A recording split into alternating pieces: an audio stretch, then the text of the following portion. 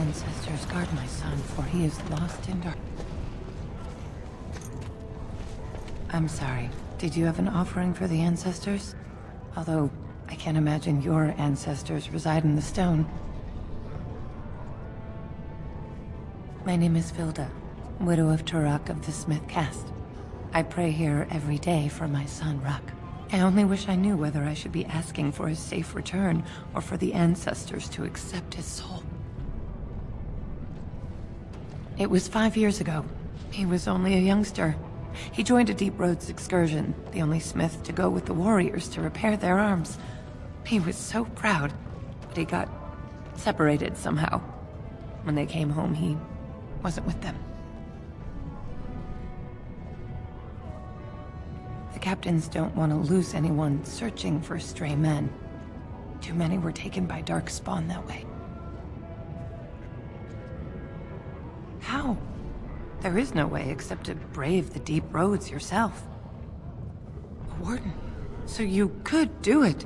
Only wardens face the Deep Roads without a company backing them. Oh, thank you. The ancestors finally heed my prayers. Please, find me as soon as you return.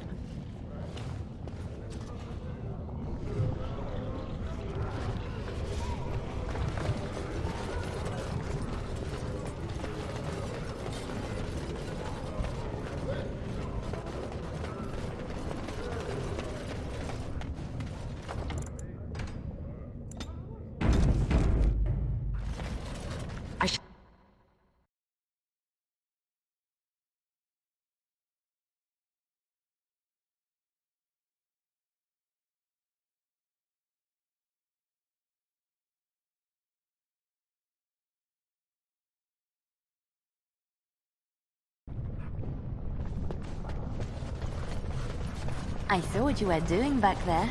Oh? Don't play innocent with me. What are you talking about? Outside, you were picking flowers. No, I wasn't.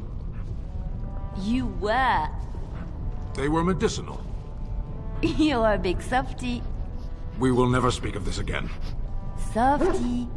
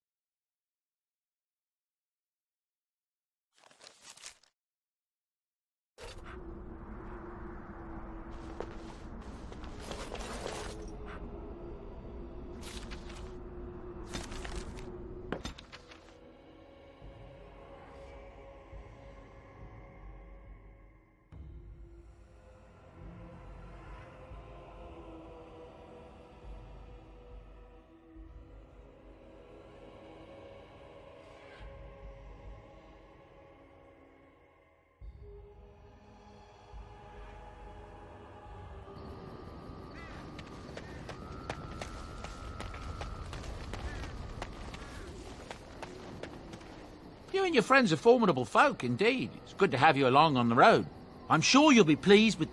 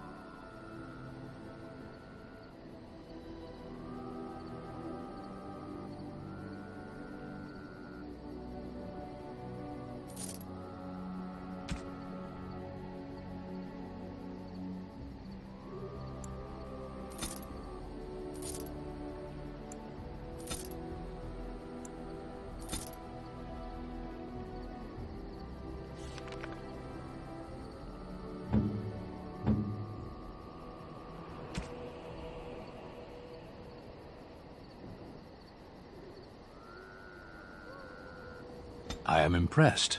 My thanks.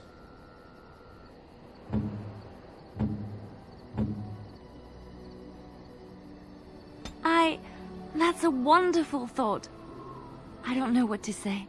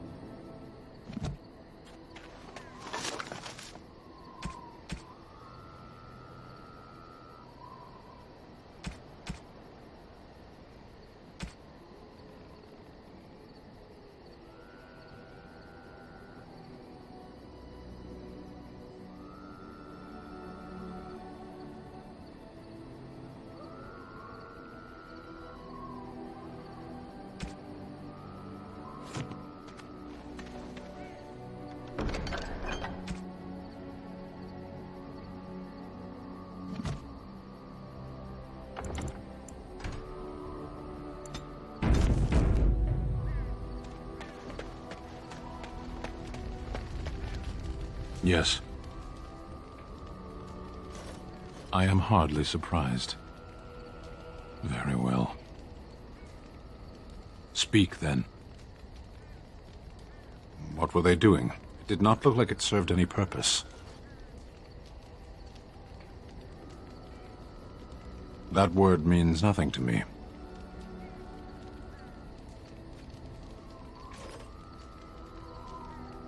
They study. They learn their place in the world. What do your priests teach the Emekari if not how to be adults? Parents, are you speaking nonsense on purpose? If you insist on speaking, use real words. Tamasrans. But the Emekari are not theirs. They belong to the Qunari, not the priesthood.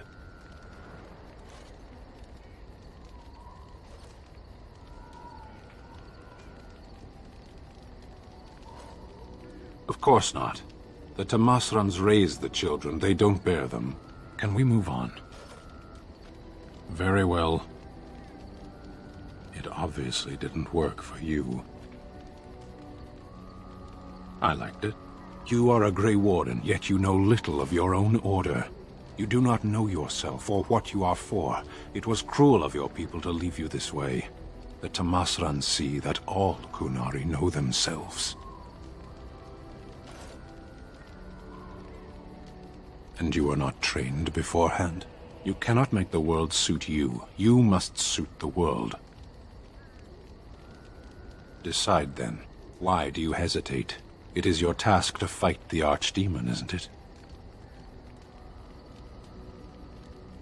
And somehow this will bring us closer to the Archdemon? Interesting strategy. At least we would be going in the right direction. I weary of this. Can we move on? As you wish.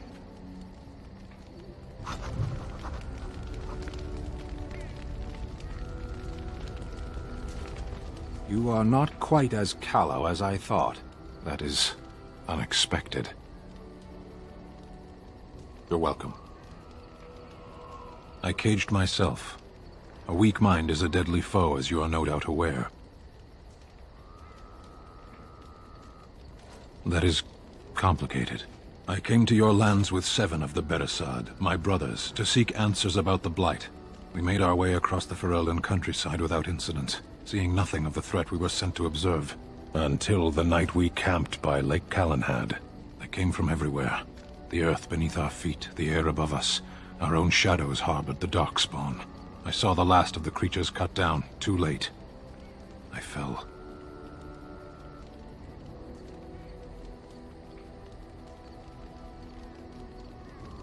I am told no others survived.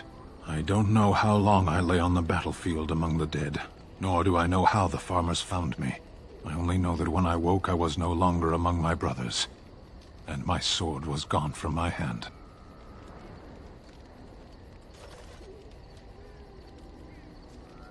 Perhaps. I searched for it, and when that failed I asked my rescuers what had become of it. They said they found me with nothing. I did. I knew they didn't have the blade. They had no reason to lie to me. I panicked. Unthinking, I struck them down. I know I cannot justify what I have done. My honor is forfeit. That sword was made for my hand alone. I have carried it from the day I was set into the Beresad. I was to die wielding it for my people. Even if I could cross Ferelden and Tevinter unarmed and alone to bring my report to the Arishok, I would be slain on sight by the Antam. They would know me as soulless, a deserter. No soldier would cast aside his blade while he drew breath.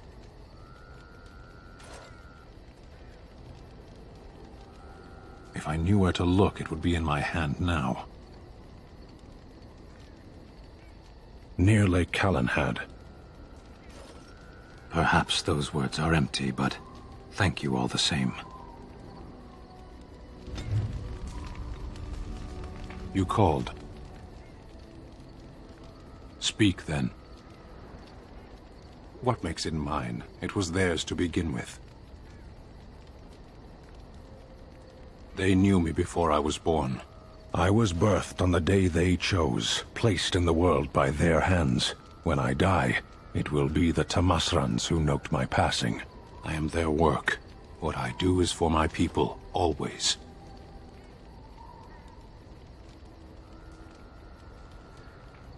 No need. I have been trained to choose as they would. There is little point in pursuing this. We should move on. As you wish.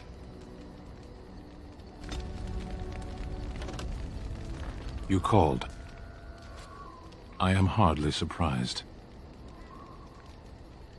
To put it lightly, no one has a place here. Our farmers wish to be merchants. The merchants dream of being nobles, and the nobles become warriors. No one is content to be who they are.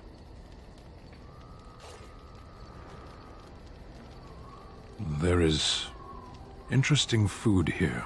You have a thing. It doesn't have a word in the Kunari tongue.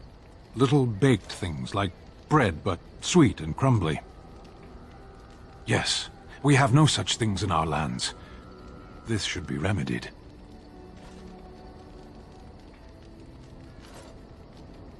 Perhaps. It's strange to be in a crowd and hear a language that is not your own. To see faces that are and aren't like yours. I miss the smells of Saheron. Tea and incense and the sea. Ferelden smells of wet dogs.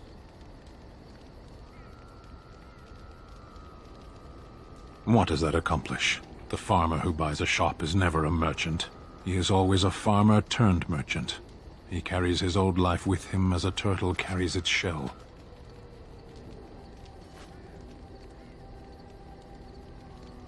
Does it? It's also his weakness. If he stumbles and falls over, it pins him on his back.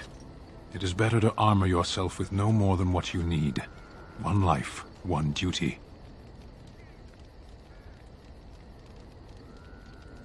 You can learn to find it in doing your duty, in serving your people. There is no need to search for it. Shall we move on? As you wish.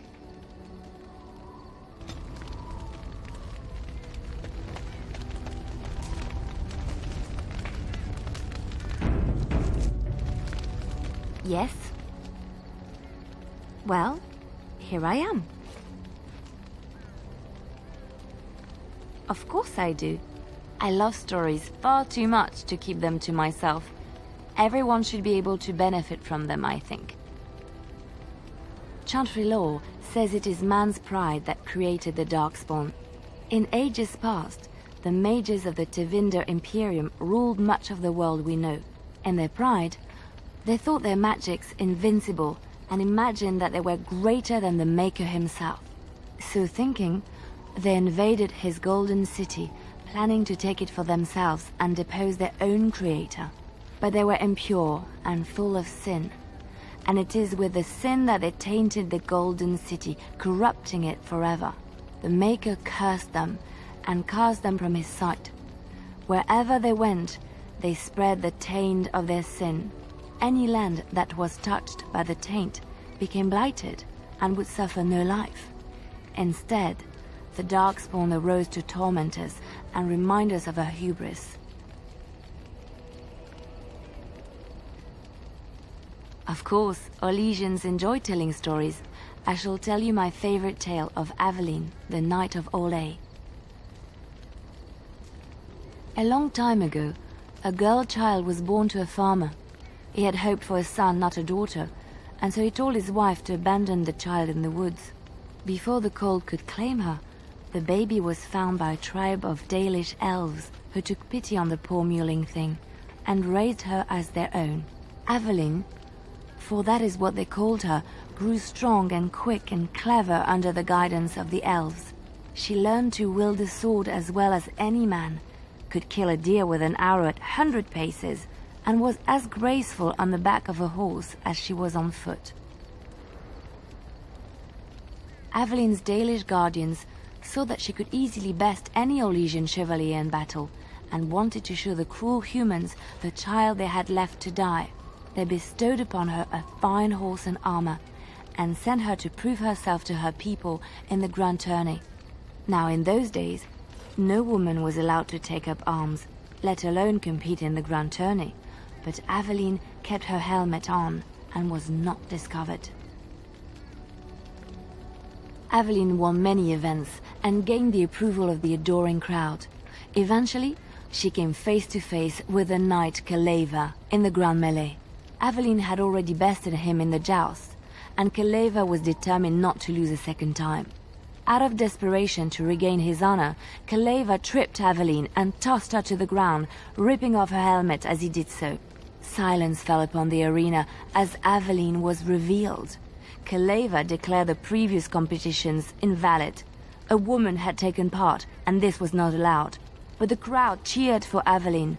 Kaleva was furious, for he had lost to a woman and was now being shamed. Blinded by his rage, he forced Aveline to her knees.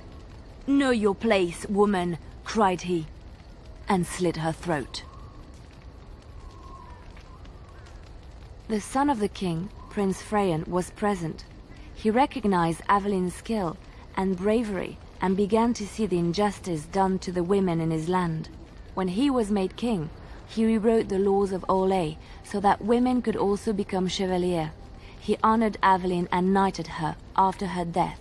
And to this day, any female who is knighted reveres Aveline the Brave, for she is the patron of all women chevalier.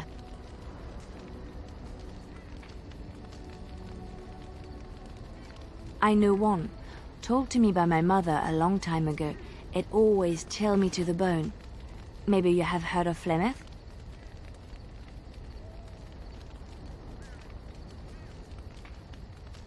Are you sure? Was she the Flemeth of legend? Flemeth, the devourer of men? Flemeth, mother of witches? Flemeth, demon-touched, who dwells in the mists?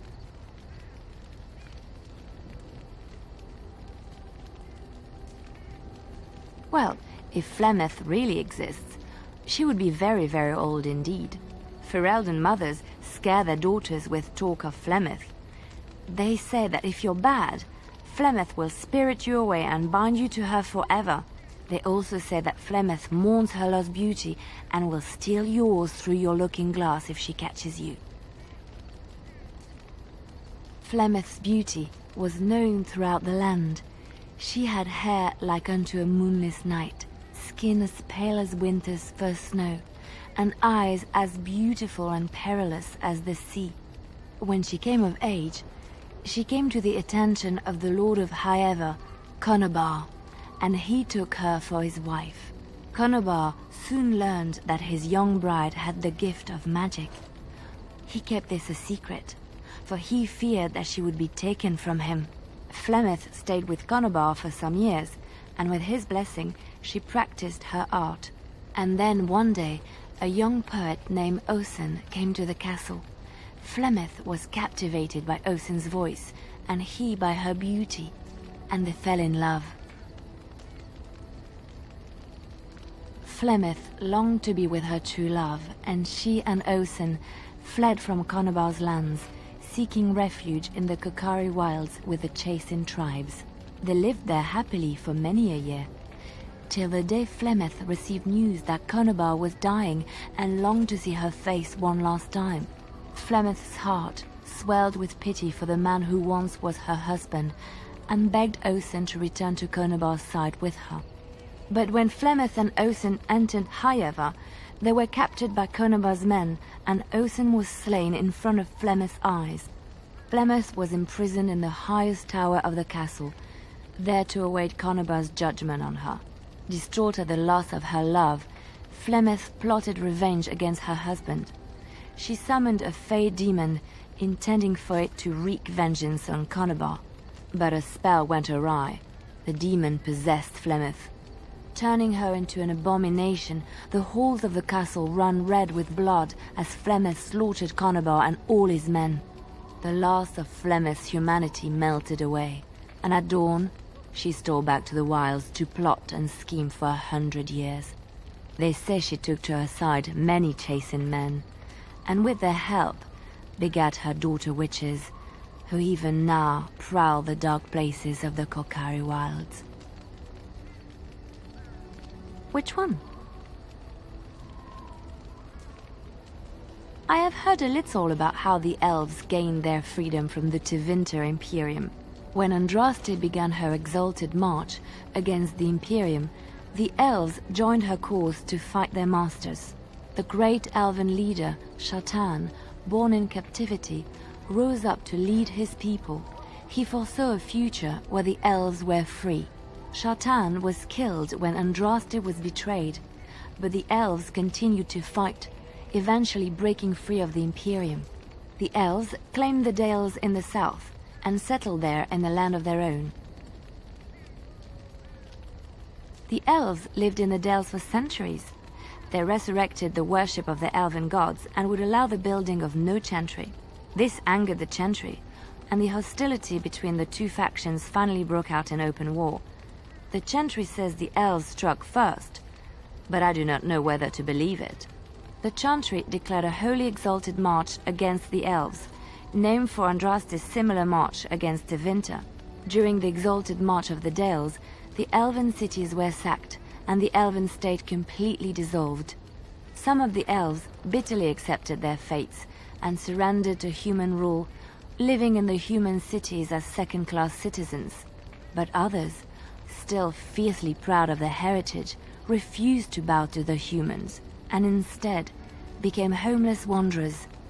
They were the elves of the Dales, the Dalish. Andraste was the Maker's chosen. The Maker had long since abandoned the world when the sound of her singing turned his ear. Beauty, grace, and wisdom enraptured him, and he offered to take her from this flawed world to become his divine bride. But Andraste had an earthly husband and would not forsake him. Instead, she beseeched the Maker to return to his people once more. So earnest was her plea that the Maker was moved, and promised that he would create a paradise on earth if all abandoned their false gods and turned once more to him. And this is why Andraste began her exalted march on the idolaters of the Tevinter Imperium. The Maker granted her his powers with which to smite her enemies. Andraste brought the Imperium to its knees, and her victories converted many to the worship of the Maker. Alas, It was the frailties of men that betrayed and killed Andraste. Her earthly husband, Maferath, a chieftain of the Alamari tribes himself, grew jealous as his wife's popularity and influence overshadowed his own. She was also revered as the Maker's betrothed, and Maferath began to see their own bond waning in significance as Andraste became ever more devoted to the Maker. Out of envy and spite, Maferath made a pact with the Archon Hysarian of Tevinter, allowing his beloved Andraste to be ambushed and captured. Andraste was burned at the stake in Minrathous, the capital of Tevinter. The Tevinter Chantry claims that in Andraste's last moments, Hysarian's heart softened, and he heard the voice of the Maker telling him to end her suffering. He plunged his sword into her heart, and as her blood washed over his hands, he became one of the faithful. Dissenters said that the Archon only converted because he could not stem the tide of Andraste's cult, and was forced to do so to stay in power. We will never know for sure.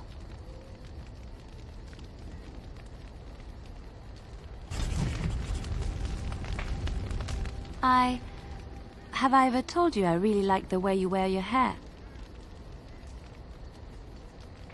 It's very nice, and it suits you. Simple. Not like the elaborate hairstyles we wore in Orlais. They involved flowers, ribbons, jewels. One year, feathers were all the rage, and Lady Elise decided she needed to outdo everyone else, and actually wore live songbirds in her voluminous hair. The chirping was quite charming for a while, but you must realize, terrified little birdies often have loose bowels. Yes, you can imagine what she looked like by the end of the evening. But I was trying to say something nice to you, wasn't I? Oh, forgive me. My mind wanders so. It's just that I feel so comfortable talking to you, like I could say anything and you wouldn't judge me.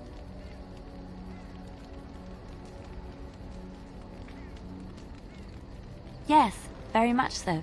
I haven't felt this close to anyone in a long time. I really enjoy your company.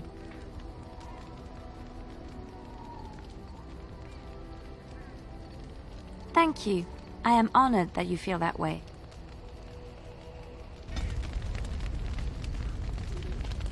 Something I can help with? Yes? What's on your mind? Where did you hear this? And did you not think that this could be historical fact and no longer true? Not all minstrels are spies. Most are just singers and storytellers, but some of them are what we call bards. Many use the two words minstrel and bard interchangeably, but to do so in Orlais would cause misunderstanding. Bards are minstrels and more. Spies, as you say. Some say there is a bard order, but I don't think this is true. Many bards work alone or in small groups, doing the bidding of a patron who pays for their services. If there is an organization behind it all, no one knows who they are.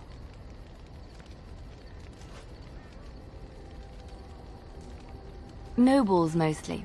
In Orlais, there is much rivalry amongst the highborn. They fight over land, influence, and the favor of the Empress.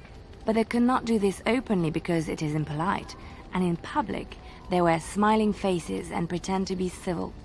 In secret, they plot and scheme to destroy each other. It is a game completely meaningless to anyone but its players.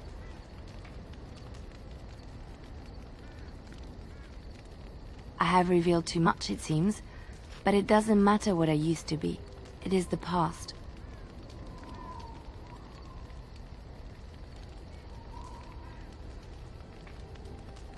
My skills served me well, but the day finally came when I decided to just put them aside. I found myself in Ferelden and sheltered from bad weather in the Chantry, and when the storm passed, I just did not want to leave. I like to see the Maker brought me here. Something I can help with? Yes? What's on your mind?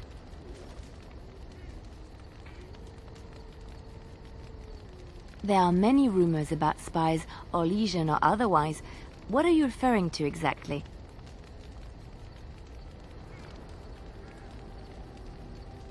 I admit I have done many despicable things in my lifetime.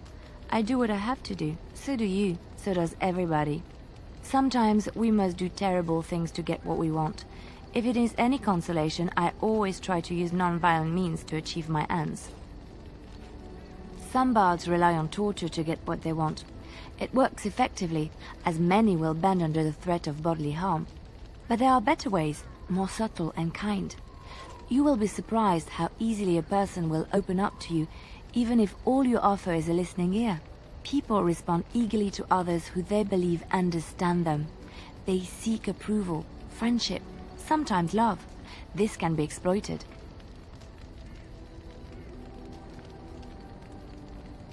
You don't think it is? I took what I wanted from them, leaving them none the wiser and unharmed. It is a game, one that can be won with little bloodshed if one plays well.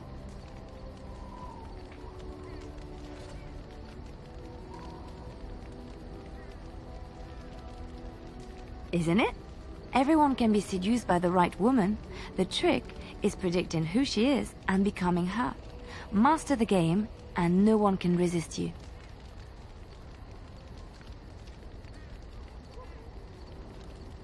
If I might be so bold, yes, I was quite good at it. Sometimes, all I had to do was toss a glance and a smile. Men read promises into such things and will go to great lengths to see that promise fulfilled. I could... what? Oh, aren't you funny? I see your point. We will slay this darkspawn using conventional means, pointy sticks and all that. But come, it is getting late and there is much to be done. Something I can help with? Yes? What's on your mind? My mother was from Denerim, and I consider myself a Ferelden. Mother served an Orlesian noblewoman who lived here when Orlais ruled. When Orlais was defeated and the common folk began to resent the presence of any Orlesian, the lady returned to Orlais. She took my mother with her. I was born in Orlais and did not set foot in Ferelden till much later. Mother was always telling me stories of her homeland. I think she missed it.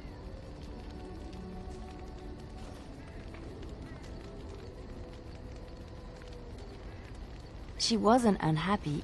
We had a good life, and she liked Orlais well enough. I loved it, though. Val Royeaux was so vibrant, colorful. Mother died when I was very young. Lady Cecilie let me stay with her. I had no one else. She was quite old then, and she had me study music and dance to entertain her. It is unfair that I have more memories of Cecilie than my mother.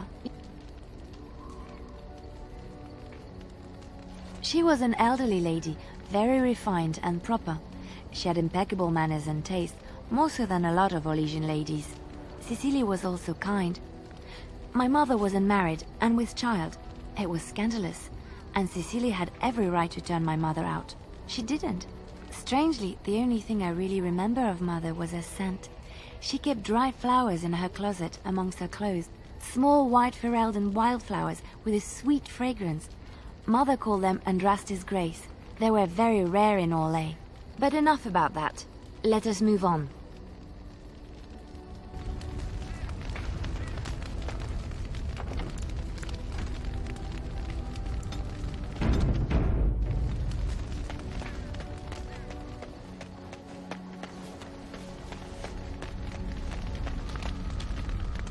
What do you wish of me? If you must.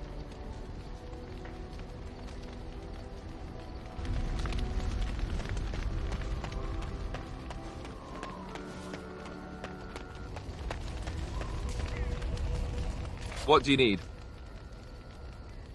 Ask away. Have you seen the uniform? It's not only stylish, but well made. I'm a sucker for good tailoring.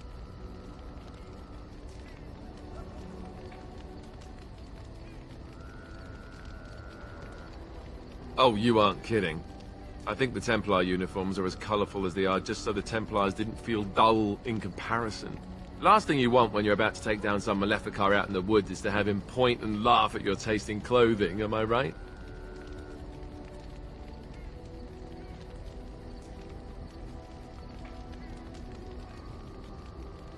Oh, ow, ow! Stab wounds to the pride are the worst. You don't really want to know about my being a Templar, do you?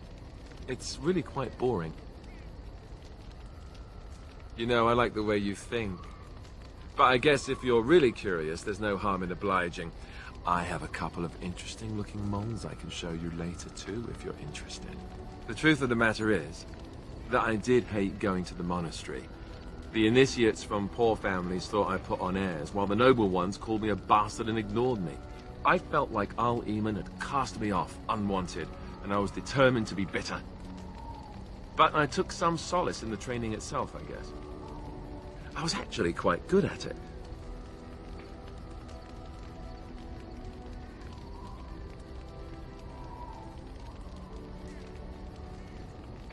Using the abilities I have came after years of education and discipline that was difficult to achieve, if rewarding. The sword training and religious doctrine all came later. I never really felt at home anywhere, though, until I joined the Grey Wardens. And Duncan felt my Templar abilities might be useful for when we encountered Darkspawn magic, so I kept it up. What about you? Do you have anywhere you consider home?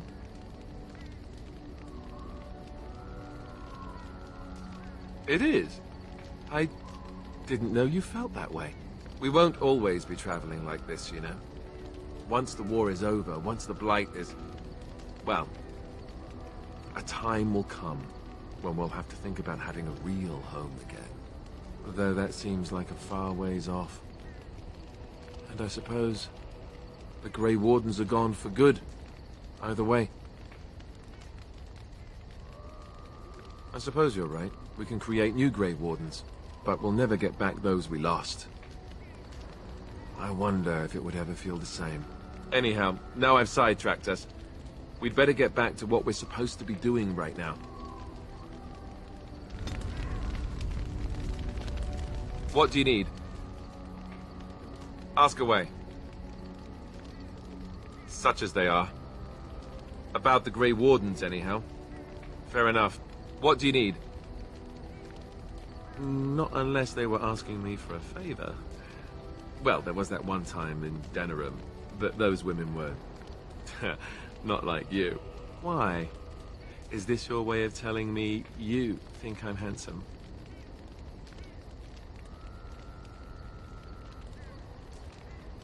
Maybe. It doesn't hurt to have a pretty girl say that, though. Beats being run through with a sword any day. So, is this the part where I get to say the same?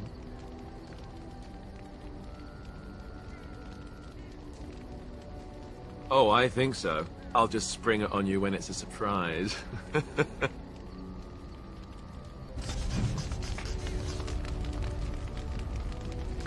Yes?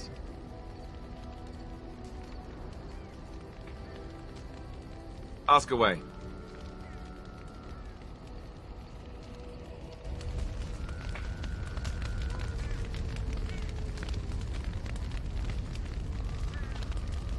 Yes?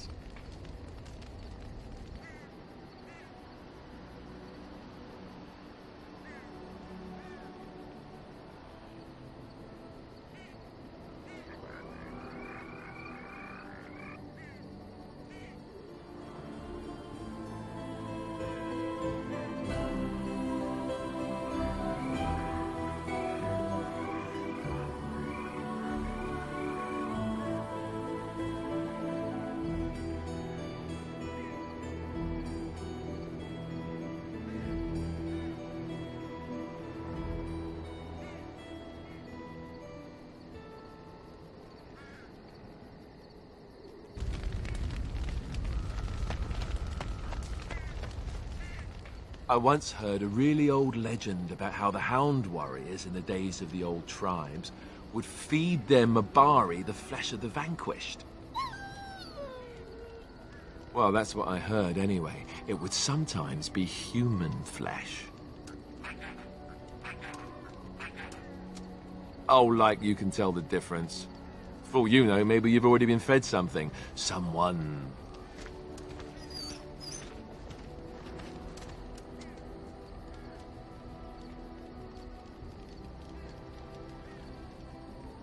It's not cannibalism if he's eating it, you know.